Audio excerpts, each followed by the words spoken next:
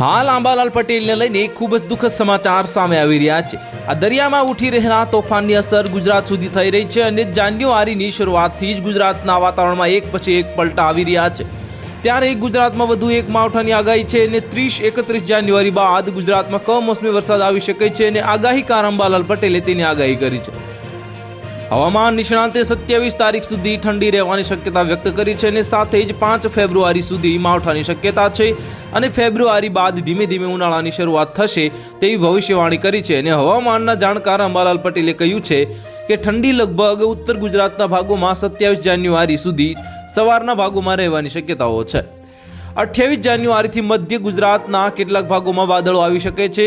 28મી જાન્યુઆરીએ એક western disturbance દેશના ઉત્તર પર્વતીય પ્રદેશમાં આવશે અને 31 જાન્યુઆરી આ વેસ્ટર્ન ડિસ્ટર્બન્સ દેશના ઉત્તરીય પર્વતીય પ્રદેશોમાં આવવાની શક્યતાઓ છે અને જેના કારણે દેશના ઉત્તરીય પર્વતીય પ્રદેશોમાં પવનના તોફાનો થશે।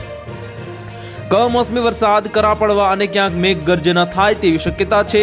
તેમણે વધુમાં કહ્યું છે કે ફેબ્રુઆરી માસની શરૂઆતમાં જ બંગાળના ઉપસાગરમાં લો પ્રેશર સર્જાતા બંગાળ ઉપસાગર અને અરબી સમુદ્રના ભેજ સર્જાતા મહારાષ્ટ્રના ભાગો ગોવા નજીકના ભાગોમાં કમોસમી વરસાદ આવવાના શક્યતાઓ છે। તો હાલ માટે આટલું જ। મળીશું નવી અપડેટ સાથે। જો તમને અમારા વિડીયો પસંદ આવતા હોય તો વિડીયોને લાઇક કરી દેજો, ચેનલને સબસ્ક્રાઇબ કરી બાજુમાં આવેલા બેલ આઇકનને દબાવી દો જેથી તમને આવા સમાચારની અપડેટ મળતી રહે।